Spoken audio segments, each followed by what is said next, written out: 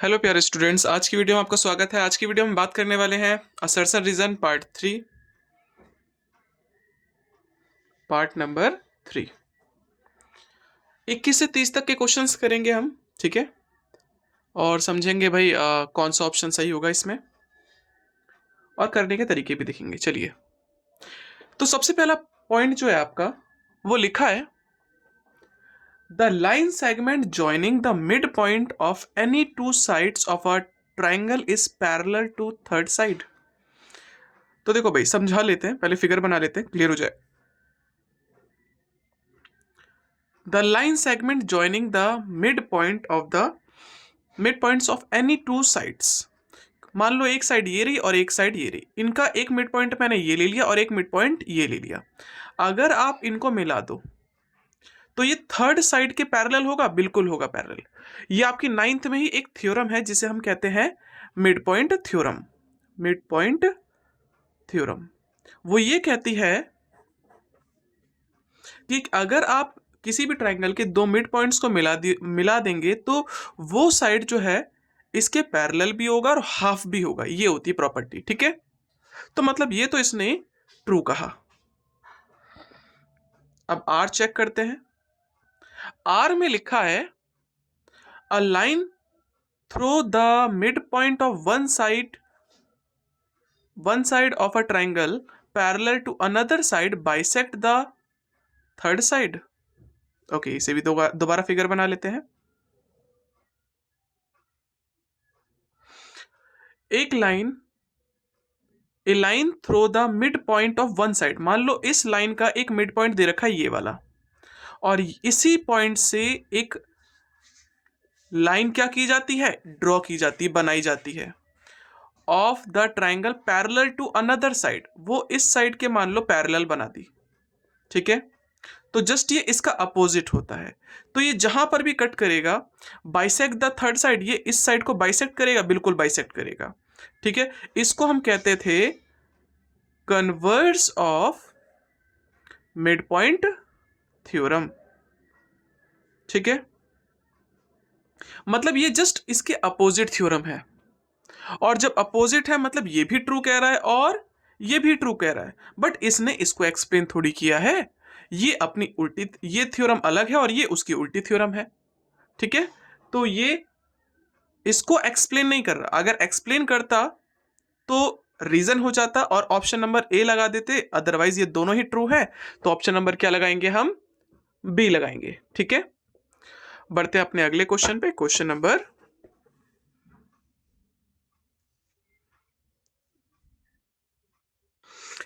22।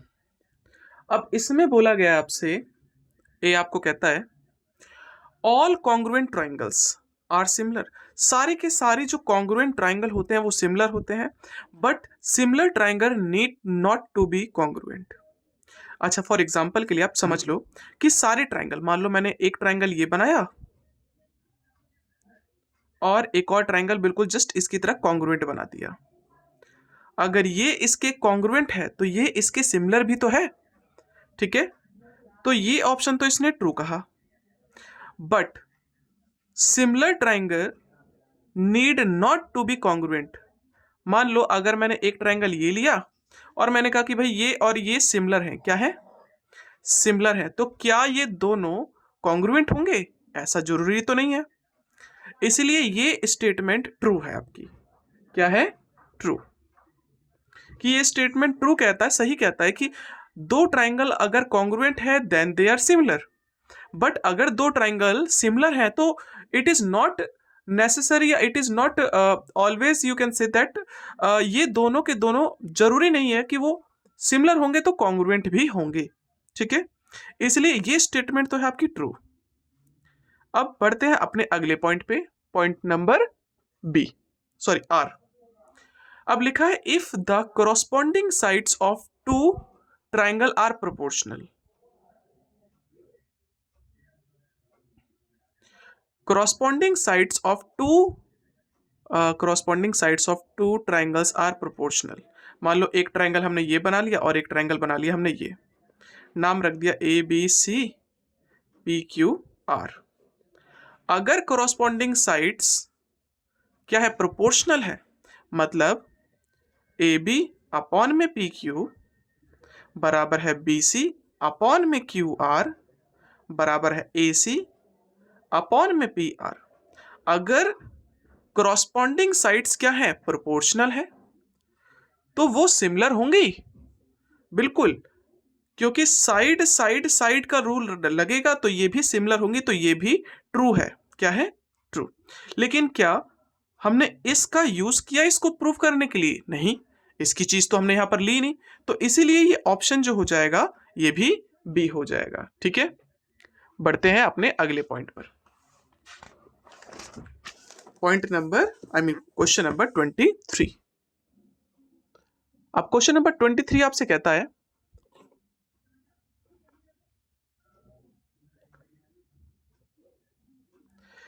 if the corresponding sides of two triangles are proportional, then their corresponding angles are equal and hence the two triangles are similar। अगर corresponding sides जो हैं दो triangle की proportional है, मान लो मैंने एक ट्राइंगल ये बना लिया, नाम रख दिया ए बी सी, एक और ट्राइंगल बना दिया, छोटा बना दिया थोड़ा सा, इसको लिख दिया पी क्यू आर। अब क्वेश्चन कहता है corresponding sides of two similar triangle are proportional।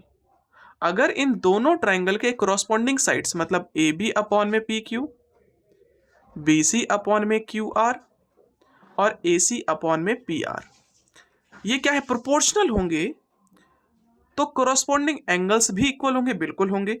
ये वाला एंगल इसके बराबर हो जाएगा, ये वाला एंगल इसके बराबर हो जाएगा और ये वाला एंगल इसके बराबर हो जाएगा। और जब ये चीजें हो गई तो ये सिमिलर भी होंगे, hence the two triangles are similar. तो मतलब ये स्टेटमेंट तो भैया ट्रू है। ठीक है, क्या है ये, ट्रू। और जब ट्रू है तो अगले पॉइंट को देखते हैं, क्या कहता है अगला पॉइंट। आर आर आपसे कहता है, if the bisector of one angle of a triangle bisect the opposite side then triangle is isosceles. मतलब एक हमने ट्राइंगल बनाया, मान लो ऐसे कुछ, थोड़ा एक गलत सा फिगर बना रहे हैं हम, ठीक है, समझाने के लिए। अगर इस एंगल का अगर हम बाइसेक्ट करेंगे तो भैया एंगल बिल्कुल हाफ हाफ होगा। Bisector of angle of triangle bisect the third side, और ये थर्ड साइड को बाइसेक्ट कर रही है, ऐसा जरूरी है? देखो भाई,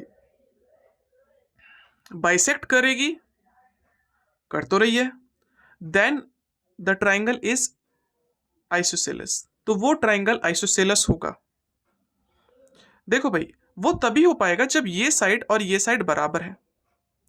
ठीक है, अगर ये साइड इस साइड के बराबर है तब आप यहां से बाइसेक्ट कर सकते हो, और ये साइड और ये मतलब जब ये एंगल बराबर होंगे तो ये साइड इस साइड के बराबर भी होगा। लेकिन अगर मैं ऐसा एंगल बना दूं, जैसे मान लो मैंने आपको बोला कि कुछ इस तरह से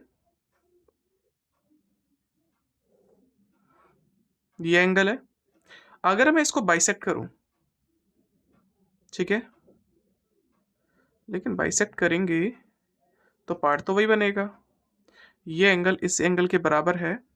the bisector of angle of a triangle bisect the opposite side then the triangle is isosceles. देखो भाई, इसमें एक काम करता हूं मैं, ठीक है, इन फिगर से थोड़ा सा क्लियर नहीं हो रहा, मैं इनको हटा रहा हूं, एक फिगर लेता हूं जिससे आपको क्लियर हो जाएगा।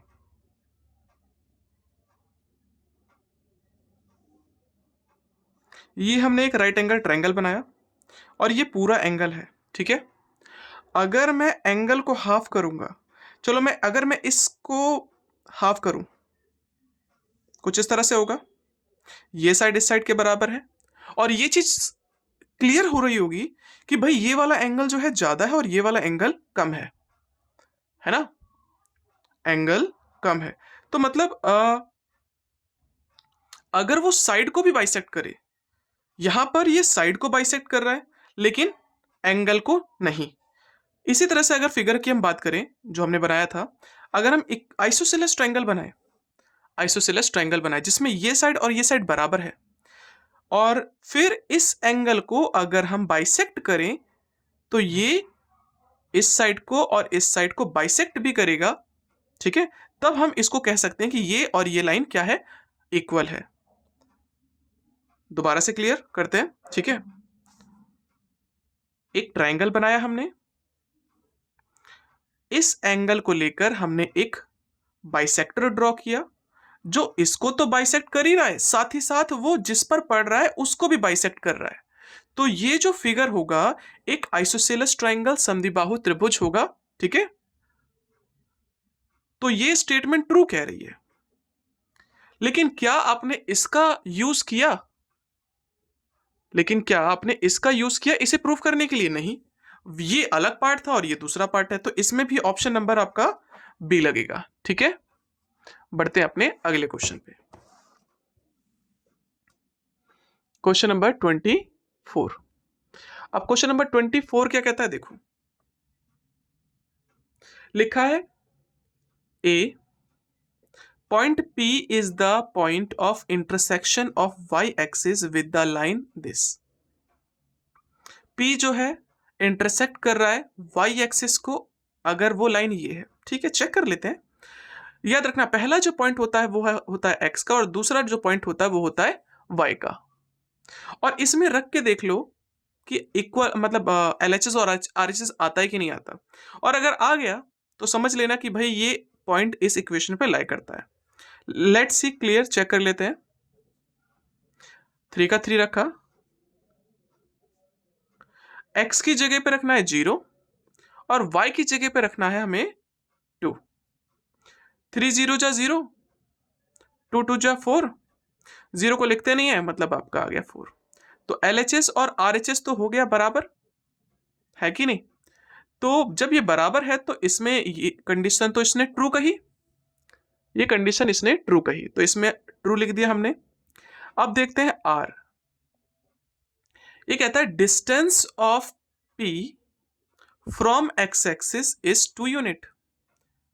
x एक्सिस से इसका जो डिस्टेंस है वो 2 यूनिट है। चेक कर लेते हैं फटाफट। देखो इतना सारा काम नहीं करते, फटाफट। अगर आपको समझ में आ जाएगा तो आप एक वर्ड में लिख सकते हो, मैं भी एक बार में लिख सकता हूँ, लेकिन मैं आपको समझा समझा के कर रहा हूं जिससे कि आपको समझ में आए, क्लियर हो, ठीक है, और आप लोग खुद कर सके क्वेश्चन चाहे कैसे भी आ जाए।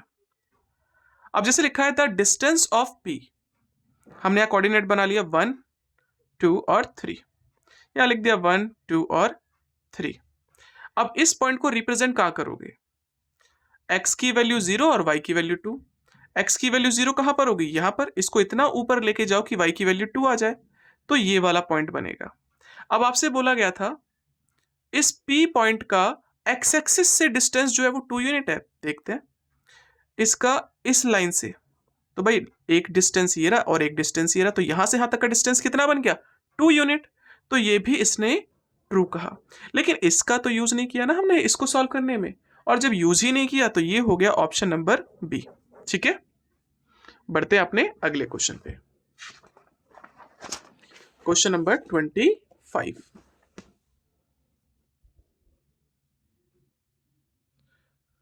अब क्वेश्चन नंबर 25 क्या कहता है, देखो असर्शन। ए कहता है आपसे if the point A point दे रखा है और बी पॉइंट दे रखा है, लाई ऑन द सर्कल, ये सर्कल पर लाई करते हैं, विद सेंटर, और सेंटर भी दे रखा है, then the value of x is 2, x की जो वैल्यू होगी वो 2 होगी। लेट्स सी, चेक कर लेते हैं। अगर इस सर्कल पर लाई करते हैं, मान लो ये है पॉइंट ए और ये है पॉइंट बी, ठीक है। एक के कोऑर्डिनेट लिख दिया 4 3 और एक के लिख दिया हमने x, 5, और यहां पर होगा कहीं ना कहीं सेंटर ओ, और इसके भी कोऑर्डिनेट दे रखे 2, 3, ठीक है। पता है इसका डिस्टेंस और इसका डिस्टेंस बराबर होगा, तो आप लिखोगे कि भाई AO बराबर होगा BO के। तो डिस्टेंस फॉर्मूला, क्योंकि रेडियस बन रही है, ये भी रेडियस है ये भी रेडियस है, बस डिस्टेंस फॉर्मूला लगाओ और सॉल्व कर दो। डिस्टेंस फॉर्मूला जो होता है, हम फॉर्मूला कौन सा लगाएं? x2 माइनस x1 का whole square plus y2 minus y1 का होल स्क्वायर, ठीक है। x2 कितना है, किसी को भी ले सकते हैं, 4 माइनस टू का होल स्क्वायर प्लस 3 माइनस 3 का होल स्क्वायर। सेम काम यहां पर भी करेंगे, तो यहां पर लिख दिया हमने, इसको x1 y1 डाल रहे हैं, इसको x2 y2 डाल दिया, तो यहां पर डाल देते हैं x3 और y3। तो यहां पर लिख देंगे x माइनस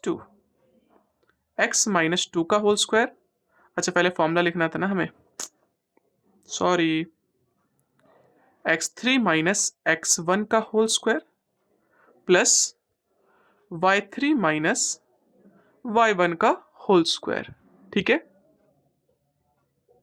सेम काम, x3 कितना है यहां पर, x माइनस 2 का होल स्क्वायर और प्लस 5 माइनस 3 का होल स्क्वायर।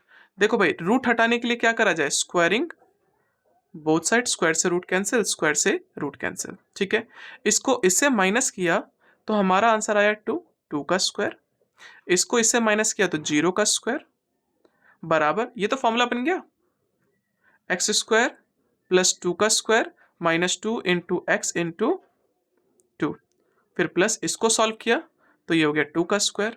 इक्वल के इधर सेम चीज सेम साइन के साथ होती है तो कट सकती है, इससे ये कैंसिल, और 0 को लिखने की जरूरत नहीं, एग्जैक्टली फॉर्मूला बन गया। तो हम इसको लिख सकते हैं x माइनस 2 का होल स्क्वायर, वापस से हमने लिख दिया। ठीक है, इक्वल टू 0, ये स्क्वायर उधर गया तो रूट में, और 0 का मतलब होता है 0, तो x माइनस 2, ये माइनस का 2 उधर गया तो प्लस का 2, तो x की वैल्यू कितनी आ गई, तो ये तो भैया इसने कहा ट्रू। क्या कहा, ट्रू। ठीक है, सॉल्व किया है और सॉल्व करने के बाद भी वैल्यू वही आई है, और जब वैल्यू वही आती है तो फिर हाँ आप कह सकते हो कि ये तो है ट्रू। अब बढ़ते हैं रीजन की तरफ। Centre of a circle is mid point of each chord, हर एक कॉर्ड का सेंटर जो होता है वो मिड पॉइंट होता है, बिल्कुल नहीं, गलत बात। देखो जैसे मान लो हमने एक बनाया एक circle, centre of circle is the mid point of each chord. मान लो ये एक कॉर्ड है, तो क्या इसका सेंटर यहां होगा या यहां होगा सर्कल पर, तो सेंटर जो होता है हर एक कॉर्ड का थोड़ी होता है, वो तो सिर्फ डायमीटर क्या होता है। ठीक है, क्या होता है, सिर्फ डायमीटर का होता है, तो ये गलत कह रहा है, इसको हम कहेंगे फॉल्स। और जब पहला ट्रू और दूसरा फॉल्स होता है तो ऑप्शन नंबर होता है सी। ठीक है, क्या होता है, सी। बढ़ते हैं अगले क्वेश्चन पे।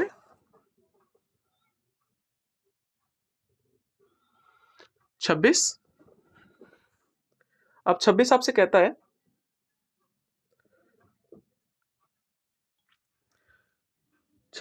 आपसे A the value of P is 4, P की जो वैल्यू होगी वो 4 होगी, for which the distance between M and N is 11। मान लो एक पॉइंट एम है और एक पॉइंट है एन, एम और एन, एम के कोऑर्डिनेट दे रखे हैं 2 कॉमा -4, इसके कोऑर्डिनेट दे रखे हैं 10 कॉमा पी, और इसका जो डिस्टेंस है वो है 11 यूनिट, तब पी की जो वैल्यू होगी वो होगी 4। लेट्स सी चेक कर लेते हैं। भाई डिस्टेंस फॉर्मूला याद होगा, इसको माइनस करेंगे इससे, 10 माइनस 2 का whole square plus P minus -4 का whole square is equal to, और डिस्टेंस कितना है 11। ठीक है, रूट हटाने के लिए क्या करें, स्क्वायरिंग बोथ साइड, जल्दी का काम कर रहे हैं इसीलिए, वरना लिखना पड़ता। इसको इससे माइनस किया तो 8 का square, P minus minus plus होता है, और ये हो गया 121, 8 का स्क्वायर 64, ये हो गया पी स्क्वायर प्लस 4 का square plus 2 into P into 4 equal to 121। ठीक है, तो पी स्क्वायर हमने पहले लिख दिया, 4 दूनी 8 पी, देखो भाई 4 का स्क्वायर 16 और 16 प्लस 64 होता है 80। ये प्लस का 121 इधर आया तो माइनस का 121, पी स्क्वायर प्लस 8 पी, और इसको इससे सॉल्व कर दोगे तो आ जाएगा आपका माइनस का 41। ठीक है, कितना आ गया, माइनस का 41। सही में? ठीक है भाई, आने दो, क्या दिक्कत है। अब ये आ गया तो क्या करें, डी निकालते हैं। ठीक है, डी का फॉर्मूला होता है B square minus 4ac। Quadratic formula लगा रहे हैं, मिडिल टर्म स्प्लिटिंग से भी कर सकते हैं अगर हो रहा होगा तो, वैसे मुझे समझ में नहीं आया किस तरह से, इसके फैक्टर नहीं हो रहे इसलिए इससे चेक कर रहे हैं। बी की जो वैल्यू है वो है 8, 8 का स्क्वायर माइनस 4, ये है आपका 1, और सी है आपका माइनस का 41। 8 का स्क्वायर होता है 64, माइनस माइनस प्लस, इसका इससे मल्टीप्लाई कर दोगे, 4 1 जा 4, 4 4 जा 16, और दोनों को प्लस करोगे 5 और 12 का 2 1 हासिल 225। ठीक है, और x का जो फॉर्मूला होता है वो होता है minus B plus minus under root में B square minus 4ac upon में 2a। माइनस का माइनस रखा, b की जगह पे क्या रख दे 8, प्लस माइनस इसकी जो वैल्यू आई वो आई 225 बटे में 2, और a की जगह पे रखेंगे 1। एक बार माइनस का 8 प्लस माइनस, और ये किसका होता है 15 का, बटे में 2। एक बार लिखा हमने प्लस का 15, तो देखते हैं आंसर क्या आता है। इसको इससे सॉल्व किया तो ये आपका आया 15 में से गए 8 बचे 7 बटे में 2, और डिवाइड भी करोगे तो आपका आ जाएगा 3.5। ठीक है, क्या 3.5 दे रखा है? नहीं। चलो दूसरे वाले को भी देखते हैं, -8 और -15 बटे में 2, ये हो गया आपका माइनस का 23 बटे में 2, और सॉल्व किया तो आपका जो आंसर आया वो आया 11.5। तो क्या ये 4 लिखा है? नहीं, तो ये तो है फॉल्स। और जब पहला ही फॉल्स हो जाए तो बस कोई दिमाग मत मारना, सीधे लिख देना सॉरी डी। क्या? डी, क्योंकि अगर पहला ही फॉल्स है तो दूसरा 100% ट्रू होगा। फिर भी हम पढ़ लेते हैं। 3 points A B C are collinear, 3 points collinear तब कहलाएंगे जब A B plus B C is equal to A C होगा। जैसे मान लो आपने यहां पर एक लाइन लिखी, ऐसे बना दी ए बी और सी, तो भाई कोलिनियर पॉइंट्स एक ही लाइन पर वो पॉइंट्स तब होते हैं जब A B plus B C बराबर होगा ए सी के। अगर मैं ए बी को प्लस कर दूं बी सी से, ए बी को प्लस कर दे बी सी से, तो पूरी साइड नहीं बन जाएगी ए सी, और ये वही चीज कह रहा है तो ये ट्रू कह रहा है। ठीक है, तो ऑप्शन नंबर कौन सा लगाओगे? डी। क्लियर? बढ़ते हैं अपने अगले क्वेश्चन पे, question number 27।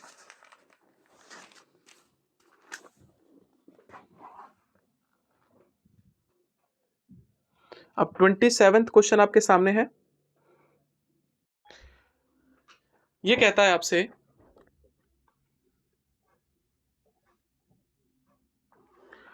For theta is greater than 0 and smaller than 90, मतलब जो थीटा है वो 0 से 90 के बीच में है, cosec theta minus cot theta and cosec theta plus cot theta are reciprocal of each other. क्या वो रेसिप्रोकल होंगे एक दूसरे के? चेक करते हैं भाई, ऐसे थोड़ी कुछ पता चलेगा। ठीक है, थीटा की वैल्यू कुछ भी रख लो। चलो एक काम करते हैं, 30 और 60 रख के देखते हैं। चलो थीटा 630 मान लेते हैं। लेट कर लिया थीटा जो है वो 30 डिग्री है, तो कोसेक 30 माइनस कॉट 30, देखते हैं आंसर क्या आता है। कोसेक 30, कोसेक जो होता है उल्टा वो होता है साइन का, और साइन 30 की जो वैल्यू होती है वो आती है 1/2, तो इसका आंसर हो जाएगा 2/1। कॉट 30, कॉट उल्टा होता है tan का, tan 30 की वैल्यू होती है 1/√3, इसका उल्टा करोगे तो √3/1, तो वैल्यू कितनी आ गई 2 माइनस √3। ठीक है, अब यही काम इस पे भी रख के देखते हैं, कोसेक 30 और प्लस कॉट 30, तो भाई इसका देखो सेम ही चीज है, तो रेसिप्रोकल आ रहा है, बिल्कुल उल्टा आ रहा है कि नहीं? ये इसका रेसिप्रोकल आ रहा है। अब रेसिप्रोकल आ रहा है तो ठीक है, ऑप्शन नंबर। अब रीजन की बात करते हैं भाई, यहां पर इसने फॉर्मूला दे रखा है cosec square theta minus cot square theta equal to 1। अब इसी चीज को हम कह सकते हैं cosec theta minus cot theta upon में cosec theta plus cot theta equal to 1। ठीक है, तो देखो cosec theta minus cot theta बराबर क्या होगा, ये मल्टीप्लाई का उधर गया तो डिवाइड का।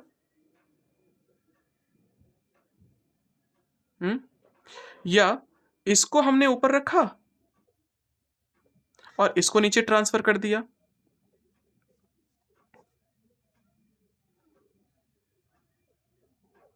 तो अब एक चीज चेक करो कि भाई ये रेसिप्रोकल ही की तो बात कर रहा है, और कहीं ना कहीं वो चीज हम ऊपर भी लगा सकते थे, हमने बट दिमाग नहीं लगाया उस वक्त जो हमें जैसा लगा हमने कर दिया। तो हम कह सकते हैं कि भाई ये रेसिप्रोकल है, और कोसेक थीटा इसका उल्टा है और ये इसका उल्टा है, और सेम चीज हमने यहां पर करके भी देख ली। तो ये तो ट्रू था ही, और ये भी ट्रू था, और इसकी वजह से हम इसको एक्सप्लेन भी कर पा रहे हैं। ठीक है, तो ये हो गया ऑप्शन नंबर ए। ठीक है, बढ़ते हैं अपने अगले पॉइंट पे, पॉइंट नंबर 28। अब 28 आपसे कहता है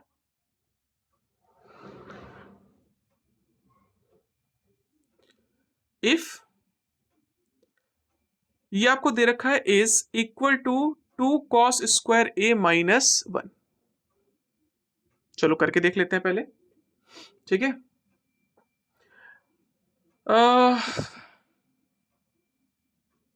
भाई इसको हम ऐसे कह सकते हैं क्या, cos square A minus sine square ए, इसका स्क्वायर और ये भी स्क्वायर। ठीक है, कह सकते हैं कि नहीं कह सकते, देखो। और जब कह सकते हैं तो यहां पर फॉर्मूला लग गया A square minus B square. Formula होता है A minus B, A minus B और ए प्लस बी। ठीक है, हो रहा है। तो इसके बाद देखो इसकी वैल्यू तो होती है 1, है ना, और यहां पर सिर्फ कॉस है, साइन नहीं है, तो यहां पर भी हम क्या करेंगे, साइन को अगले स्टेप में हटा देंगे। अब भाई 1 का मल्टीप्लाई किससे भी कर लो आंसर सेम रहता है, मतलब यही आंसर होगा। कॉस स्क्वायर ए को तो हमने ऐसे ही रखा, और साइन स्क्वायर ए यहां पर नहीं है, तो इसको हटाते हैं। साइन स्क्वायर ए का फॉर्मूला होता है क्या, 1 minus cos square A. Cos square A, minus का साइन अंदर गया तो साइन चेंज, कॉस स्क्वायर ए प्लस कॉस स्क्वायर ए, ये तो बन गया 2 कॉस स्क्वायर ए और माइनस 1। तो ये चीज तो इसने भैया ट्रू कही। ठीक है, अब बढ़ते हैं आर पर। लिखा है tan a is the product of tan and a। क्या आपने कभी भी tan a का tan का मल्टीप्लाई किया है क्या a से, कभी नहीं किया होगा, क्योंकि ये हमेशा साथ चलते हैं। ठीक है, tan जो है वो a के साथ मल्टीप्लाई नहीं होता। जैसे हम करते हैं, यहां पर कोई एंगल दे रखा है थीटा या a मान लो, ठीक है, तो ये क्या करता है, साइड का रेशियो बताता है। मतलब आप tan की बात करोगे तो ये बटे में ये ले लोगे, तो एग्जैक्टली ये p और b बताने में मदद करता है। तो tan a is not the product of tan into angle. ठीक है, कभी प्रोडक्ट नहीं करते, तो ये तो इसने क्या कहा, फॉल्स। और जब ये ट्रू और ये फॉल्स होता है तो ऑप्शन नंबर कौन सा लगता है, सी लगता है। ठीक है, बढ़ते हैं अपने अगले क्वेश्चन पे। सेकंड लास्ट क्वेश्चन है ये।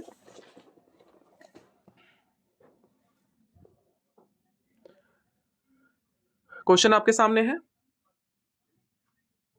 अब क्वेश्चन नंबर ए कहता है आपसे, in a triangle P Q R triangle में राइट एंगल जो है वो है पी पर। हमने फिगर बना लिया फटाफट कुछ इस तरह से, ये ए है, राइट एंगल था पी पर, पी मान दिया, इधर लिख दिया क्यू और यहां लिख दिया आर, और लिखा है कॉस आर। कॉस आर जो है वो है 5/3। तो इसका मतलब क्या है कि जो इन्होंने थीटा है वो अभी आर पर ले रखा है। थीटा अगर आर पर है तो थोड़ी देर के लिए थीटा इसे मान लिया, इसके सामने वाला हो जाएगा पी, बगल वाला हो जाएगा बी और ये हो जाएगा एच। ठीक है। तो कॉस का जो फॉर्मूला होता है वो होता है b अपॉन में h। तो b तो इन्होंने क्या कहा, b कहा कि भैया b तो होगा 5 और h होगा 13, ठीक है। अब पाइथागोरस थ्योरम से आप इसे निकालोगे तो पता है कितना निकलेगा, ये 12 निकलेगा, ठीक है। आप चाहो तो चेक कर सकते हो, H square equal to P square plus ये 13 का स्क्वायर, पी कितना है आपका पता नहीं तो पी डाल दिया और बी है आपका 5, 169, ये प्लस का इधर आया तो 25 और माइनस कर दिया तो कितना आ गया, माइनस कर दोगे तो आ जाएगा 144, ये स्क्वायर का इधर गया तो कितना निकल गया, पी निकाल दिया आपने 12, पी निकाल दिया आपने 12। अब आपसे कहता है कॉट क्यू, क्या पूछ रहा है, cot Q is equal to 5/12 होगा क्या, चेक करते हैं। अब यहां पर थीटा क्या कह रहा है, ये कर रहा है कि भैया ये थीटा ले लो, इसके सामने वाला हो जाएगा P, ये हो जाएगा B और वो तो H ही रहेगा। अब कॉट का जो फॉर्मूला होता है वो होता है B अपॉन में P। चेक करो क्या B 5 है, क्या B 5 है, B 5 तो नहीं है, 12 दे रखा है, तो ये तो हो गया गलत, क्या हो गया गलत, मतलब फॉल्स, ठीक है। और इसमें फिर सोचना ही नहीं है आपको, अगर पहला ऑप्शन, एक मिनट कुछ मिस्टेक कर दी क्या हमने,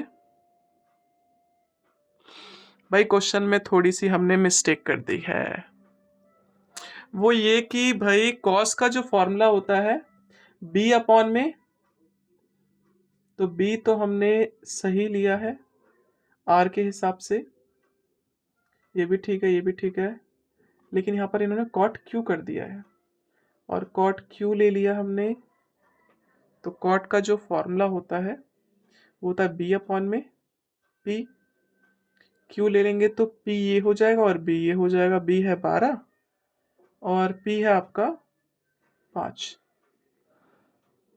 पहला फॉल्स हो गया भाई और हमारी तरफ से ये सही है, ठीक है। हमने थोड़ा क्वेश्चन के आंसर से मैच किया, तो वहां पर ऑप्शन नंबर इन्होंने दे रखा है बी। अब इसका मतलब क्या, ये ट्रू है, लेकिन ये ट्रू नहीं है, यहाँ पर क्वेश्चन में मिस्टेक है। हो सकता है इन्होंने यहां पर क्यू की जगह पे आर लिखा हो और गलती से यहां पर इन्होंने क्यू डाल दिया, और अगर ऐसा होता है तब ये ट्रू होगा, अदरवाइज ट्रू नहीं होगा, ठीक है, अदरवाइज ट्रू नहीं होगा, तो उस केस में ये गलत हो जाएगा। लेकिन हम इसी क्वेश्चन को मानेंगे तो ये क्या है, तो फिर दिमाग नहीं लगाना कुछ भी हमें, अगर पहला फॉल्स है तो दूसरा आप सीधे सीधे बोल दो कि वो ट्रू होगा और ये ऑप्शन नंबर बन जाएगा आपका डी। लेकिन फिर भी हम चेक करते हैं कि क्या ये सही कह रहा है। The value of cos theta decreases when increase in the value of theta. देखो ये आपके एनसीईआरटी में भी दिया हुआ क्वेश्चन है, अगर साइन थीटा इंक्रीज करता है when थीटा इंक्रीजेस, जब आप थीटा की वैल्यू बढ़ाते हो, जैसे साइन 0 होता है 0, लेकिन साइन 90 क्या होता है 1 हो जाता है, मतलब बढ़ा वैल्यू। इस तरह से कॉस जो होता है उल्टा होता है, कॉस 0 होता है 1 और कॉस 90 होता है 0, मतलब ये अगर हम एंगल को बढ़ा रहे हैं तो ये डिक्रीज कर रहा है, बट यहां पर क्या कर रहा है, इंक्रीज, साइन सॉरी कॉस की वैल्यू डिक्रीज कर रही है, मतलब ये ट्रू है, क्या है ये ट्रू। अब ऊपर वाला फॉल्स नीचे वाला ट्रू, तो ऑप्शन नंबर क्या होगा, तो याद रखना जो बुक में दे रखा है वो गलत है। ओके, बढ़ते हैं आज के लास्ट क्वेश्चन पे।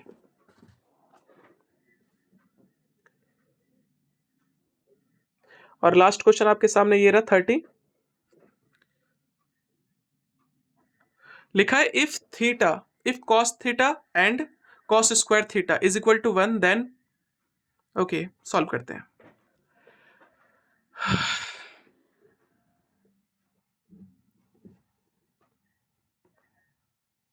अगर cos theta plus cos square theta की वैल्यू ये है, तब इसकी वैल्यू भी 1 होगी क्या, ये हमें चेक करना है, ठीक है। और चेक करते हैं, कैसे चेक करेंगे, लेट्स सी। यहां पर लिखा है sine square theta plus sine की power 4 theta is equal to 1। हमने यहां से कॉमन निकाला साइन स्क्वायर थीटा, अंदर क्या बचा, अंदर बचा 1 plus sine square theta equal to 1। Sine square theta 1 को 1 रखा, और साइन स्क्वायर थीटा जो फॉर्मूला होता है वो होता है 1 माइनस कॉस स्क्वायर थीटा, ठीक है, equal to 1। Sine square theta 1 plus 1 होता है 2 minus cos square theta equal to 1। अब यहां पर क्या करा जाए भाई, इसका तो यूज हमने किया ही नहीं, इसका यूज करेंगे तभी ज्यादा बेटर होगा। देखो भाई यहां पर थोड़ा सा ना मेरा मिस्टेक है, मिस्टेक नहीं है, थोड़ा बड़ा ही जा रहा है, तो इसको ऐसे ना करके ना हम थोड़ा छोटा सा कर देते हैं। वो कैसे, cos theta plus cos square theta equal to क्या दे रखा है 1, और पता है sine square cos square theta का फॉर्मूला होता है 1 minus sine square theta equal to 1। ये प्लस का 1 और ये प्लस का 1, इक्वल के इधर इक्वल के इधर, सेम चीज सेम साइन के साथ होती है तो कट कर सकते हो, ठीक है। अब हम क्या करेंगे, ये माइनस का साइन स्क्वायर उधर गया तो प्लस का, ओके। अब हम क्या करते हैं यहां पर, स्क्वायरिंग बोथ साइड, दोनों तरफ स्क्वायर लगा देते हैं। अपनी तरफ से किया है हमने, तो ये तो बन गया कॉस स्क्वायर थीटा, और ये बन गया आपका साइन की पावर 4 थीटा। अब कॉस स्क्वायर थीटा का फॉर्मूला होता है 1 minus sine square theta is equal to sine की पावर 4 थीटा। अब ये माइनस का साइन स्क्वायर उधर गया तो प्लस का साइन स्क्वायर थीटा बन गया, ठीक है। तो ये तो भैया ट्रू कह रहा है, क्या कह रहा है, ट्रू। ए तो है हमारा ट्रू। अब बात करते हैं आर की, ठीक है, किसकी, आर की।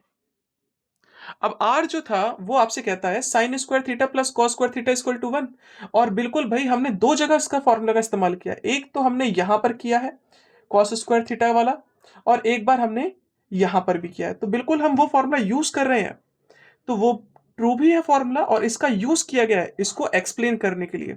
तो ये तो जो है ऑप्शन नंबर ए हो जाएगा, ठीक है। बस आज की वीडियो में इतना ही, धन्यवाद।